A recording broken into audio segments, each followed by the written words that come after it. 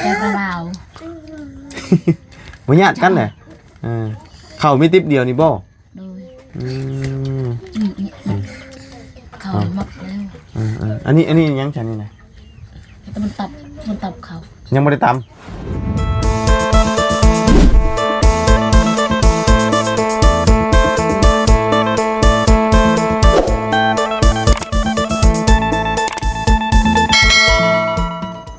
เอาพี่น้องเนาะมื้อนี้ก็อยู่มื้อนี้พี่น้องกันเนาะอยู่เมืองนองเนาะเพราะว่าเข้าไปไกลเติบแล้วกลับออกมาพี่น้องเอ้ยเนาะแล่นไปหลายกิโลอยู่มื้อนี้พี่น้องเอ้ยเนาะไปหาเจียงรอบเดียวมื้อนี้พี่น้องเอ้ยเนาะแต่ว่าบางบุญยังบ่เคยได้ถ่ายลงจักเทื่อเนาะเอาก่อนอื่นก็กราบสบายดีและสวัสดีเพื่อนพี่น้องกันเบิดสุขุทุกคนเด้อพี่น้องนำมาพบกับพ่อกันมื้อนี้เนาะก็นี่แหละเดี๋ยวจังได๋ก็ถามข่าวก่อนพี่น้องเนาะคือว่าหนักหนาแต่เฮือนเรานี่เนาะพี่น้องเนาะหนักหน่วงอยู่ดีเด้ไปจ้ะพี่น้องเอ้ยอยู่กันจักคนเนาะลูกแล้วกับเบิ่งคือตัดผมทรงเดียวกันไปเลยน้องเอ้ยเบิ่งดูโตผู้เนาะโอ้ทรงผมลูกเราคือคักแท้เนาะโอ้ยเป็นท้องอีกบ่ในท้องกะแม่นบ่ฮะท้องบ่ท้องปุ้งบ่ท้องปุ้งอีกแล้วโอ้ยเนาะโอ้ทรงผมคักแท้ฮะบ่โอ้สบายดีเออสบายดีเด้อสบายดีเพื่อนเราบ่มีเลยเพื่อนทุกยากนอนเลยข้าวเราบ่มีข้าวกับบ่มีผู้อยู่จะคนนี่นะอยู่กันจะคนกลัวเฮาก็จะเรียกฮะไปหาเงินกลัวไปหาเงินหาเงินบ่มีข้าวไปทางจางล้างข้าวหาเงินบ่มีข้าวพากันอยู่กันจักปีแล้วกันเพื่อนหลังนี่ฮะอยู่แต่หลายปีแล้วบ่นะเพื่อนหลังนี่2 ปีแม่นบ่2 ปีเอาผ่านไปผ่านมาก็เห็นเรื่อยอยู่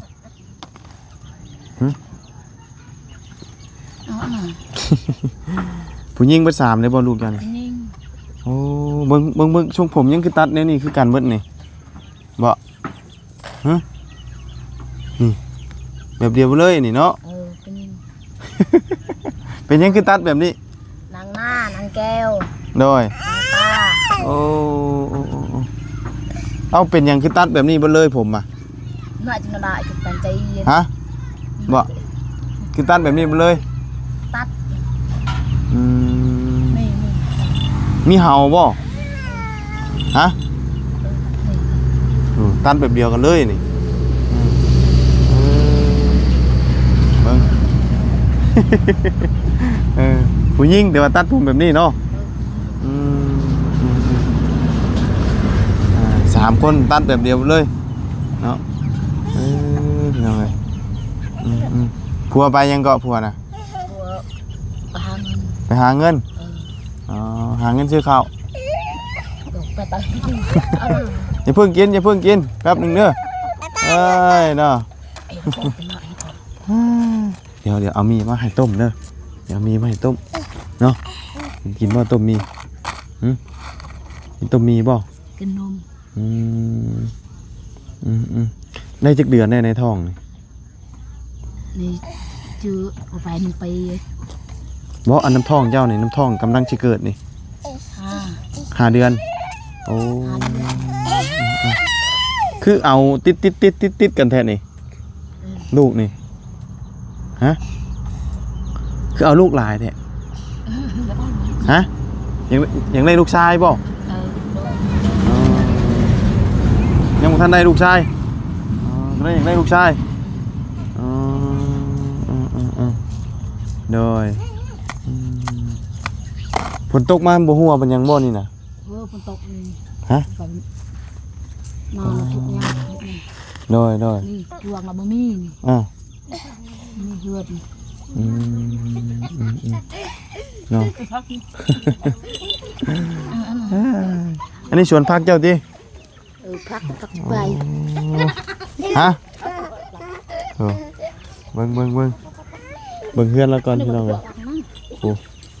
เนาะนักหน่วงดีเนาะสภาพเราเอาก็อยู่กัน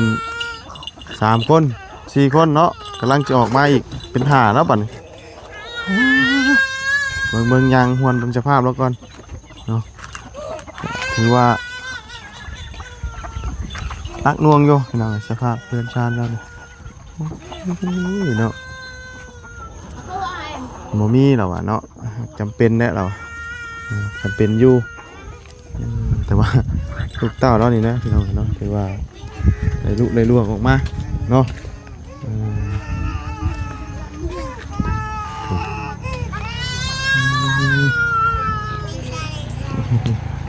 เฮ็ดกินยังน่ะบ่เฮ็ดกินยังวะต้มหน่อไม้โอ้เฮ้ยต้มอยู่ใช่ไหนโอ้มีเครื่องครัวอยู่เทิงอีกโอ้เก่งบ่เก่งหรือไม่ใช่บ่อนนอนเจ้าน่ะนอนอยู่บนไหนนี่น่ะอยู่ฮะโอ้เข้าบ่นี่น่ะโดยเดี๋ยวเปล่านึงโดยลูกเราหายอยากกินข้าวอยากกินนมนะโอ้ขนาดอันนี้ก็ยังมีแบบว่าจุอยู่เทิงนี่เนาะวิญญาณใหม่บ่นี่นะลมปิวใช่นี่ยันใหม่บ่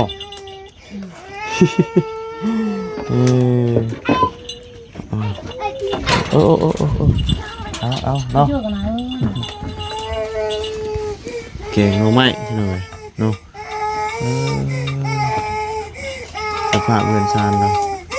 นอนน้ำกันเบิดเลยหรือว่ามองนั่นน่ะนอนทุกยากฮะนอนทุกยากนอนทุกยากเราเลยไม่ต่อนักหน่วงอยู่เนาะบอลนี่ก็ได้อันนี้ฮอดปีบ่นี่บ่ฮอดปีบ่ผู้นี้นะ1 ปีอ๋อหัวปีท้ายปีนะลูกนี่เนาะกำลังท้องอีกอยู่เนาะไปละเนาะโอ้ลูกเรานะมีแต่ผู้น้อยสิกินข้าวบ่กินข้าวอันไหนก็เราตั้งงานไหม1นะบ่ข้าวตั้งงานจังไรเอาเบิ่งคุบหมอนไม้เด้อเอาน้องแม่เอาน้องก่อนเนาะ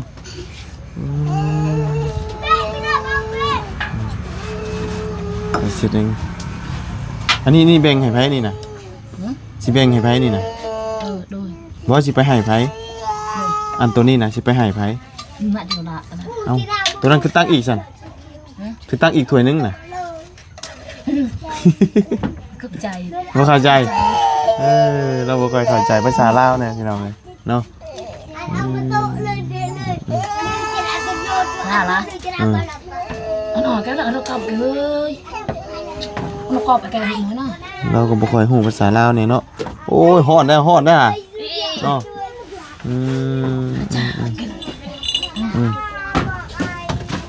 ตัวนี้จงใจสิแบ่งไปให้แม่ย่ามาจักนี่บ่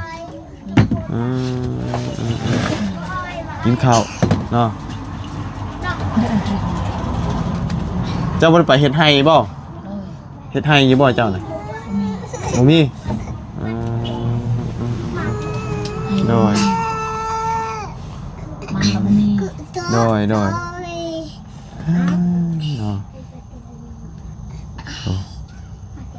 กินข้าวกับแกงหน่อไม้พี่น้องเนาะเบิ่งเดียวมาบุญจีลงไปหาเอามีมาให้ต้มกันเด้อชูลูกเรากินพี่น้องเนาะกินข้าวแกงหน่อไม้โอ้แซ่บบ่ล่ะแซ่บบ่แซ่บอยู่อ๋อผู้นี้จักปีแล้วผู้นี้น่ะฮะลูกกกเหรอวะ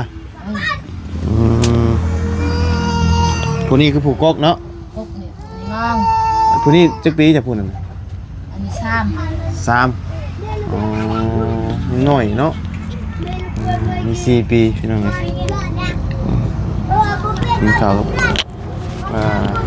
แต่ว่าลูกเราบัดผู้น้อยนี่บัดเว้าลาวได้อยู่เนาะ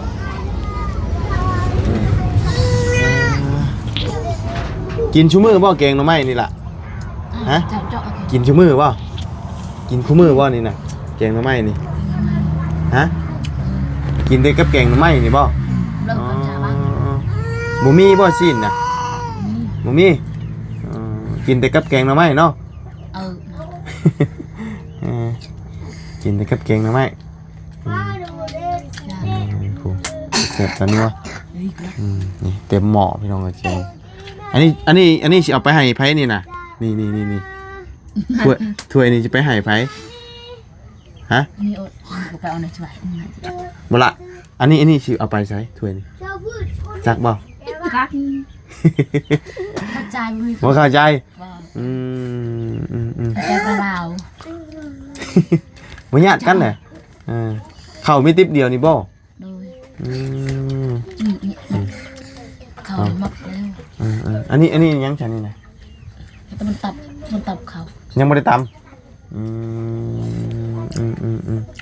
กินน้องกินก่อน จ้าหน่อย พี่น้องเนาะนั่นก็จ้ำแกงหน่อไม้ให้กินเลยขี้มูกลังขี้มูกไหลเนาะสภาพรักน่วง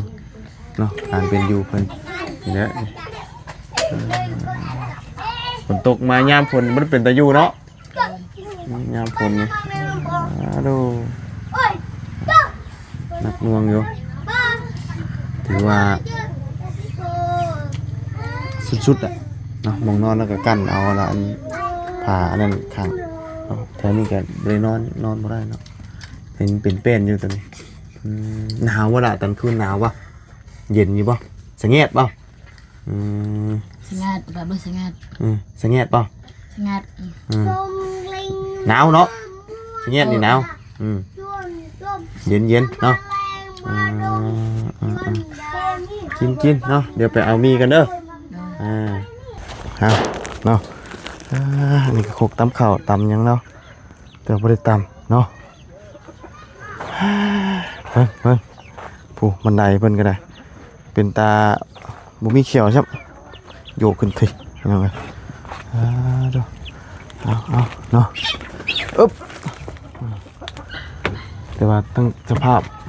มันนั่นแหละพี่น้องเนาะตัวนี่นะ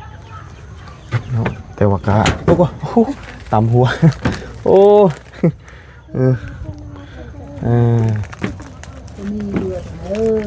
โดยคือบ่หาซ่อมแซมแน่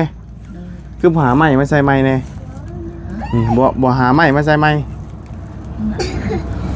หมูซับมีนี่เอามีนี่มีต้มเด้อต้มกินกับข้าวเด้ออิ่มนะบ่อิ่มเลย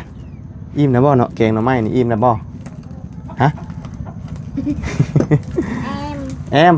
แซ่บเนาะแอมลื้อว่ะมันไปต้มก่อนเด้อต้มใส่ไฟก่อนเด้อต้มเดี๋ยวมาจ้ำกินกับข้าวเด้อ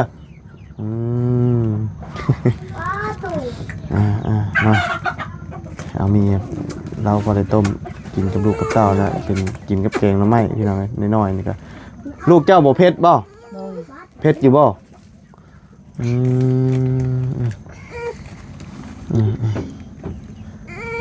จำแกงหน่อไม้ให้กินเนาะกับเผ็ดได้เด็กน้อยวะต้มเด้อไปต้มให้เรากินต้มให้ลูกน้อยจ้าโดยจังโมงอย่าค่ำแต่บ่ผัวจะมา6 โมงไปชั่วโมงเปล่าไปตลอดเนาะไปตลอดโดยมีข้าวกับแกงหน่อไม้ตัวนี้ถั่วน้อยเนาะแต่ว่าถั่วใหญ่เราเอาไปแล้วพี่น้องเลยเอาไปแล้วว่าถั่วอยู่ในกี่นี่เอาไปพุ่นแล้วแบ่งไปให้เพื่อนนั่นบ่เพื่อนไปนะ เฮือนไผป้าบ่เฮือนยาบ่อืมกำลังท้องกำลังใส่อีกเนาะเอาติดกันเลย จ้า เจ้าซื้อยังก่อนล่ะเจ้าซื้อยังนะ ชื่อนางหน้าน างหน้านั่นเด้ นางแก้วน างแก้วอันนี้เด้ นางป้าน างตา ป้า ตาเจ้าเด้ พ่อ พ่อ เออ ชื่อพ่อ ชื่อนางคอ เอานางคออ๋อ ว่าเจ้าชื่อนางคือเท้าโฮม เข่าโฮม โดย คอโฮม เออ บ่แม่นโกโฮมเนาะ โดย ไปต้มไปลูกต้มกินไปต้มกินข้าวเด้อ มีทุกโก ต้มไปต้มเป็นบ่ต้มเป็นอยู่บ่ มีอะไรเหรอบ่มีไอ้แต่ ฮะ มีอะไร หม้อบ่มี โดย อันเดียวนี่2อันนี่ เออ อ๋อใช้บวงถ้วยอันน่ะเจ้ามีจักใบฮะถ้วยเจ้าน่ะมีแต่เท่านี้นะอยู่พุ่นก็บ่ได้มีบ่ เออ อยู่พุ่นน่ะบ่มีนี่เนาะ มีเพชรเราบ่มี เพชรก็บ่มี โดยมีเพชรมีเกลือบ่มีแป้ง บ่มีพริกบ่มีเกลือบ่มีแป้งมีหยังเลยเนาะ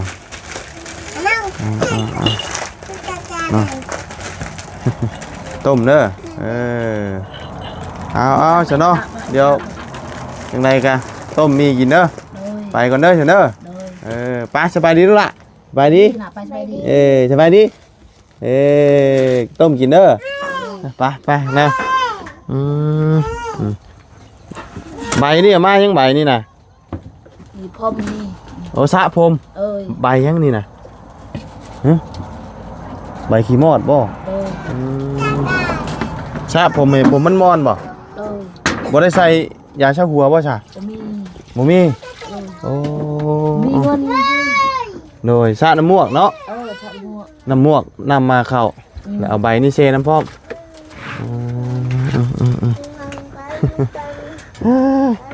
มันมืด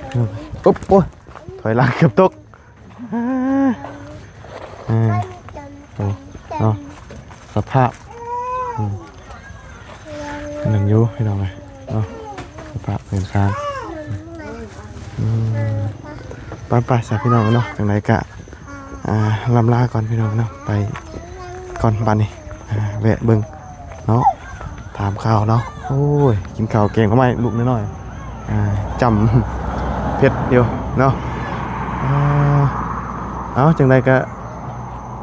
พบเจอกันไหมพี่น้องเนาะขอบคุณไปพี่น้อง FC เด้อที่เข้าติดตามนะครับส้มเนาะก็ทำลงแรงแล้วพี่น้องเลยไปคึบเจอกันใหม่พี่น้องสบายดีเด้อพี่น้องทุกคนบ๊ายบายโอ้เริ่มเย็นมาแล้วพี่น้องเนาะ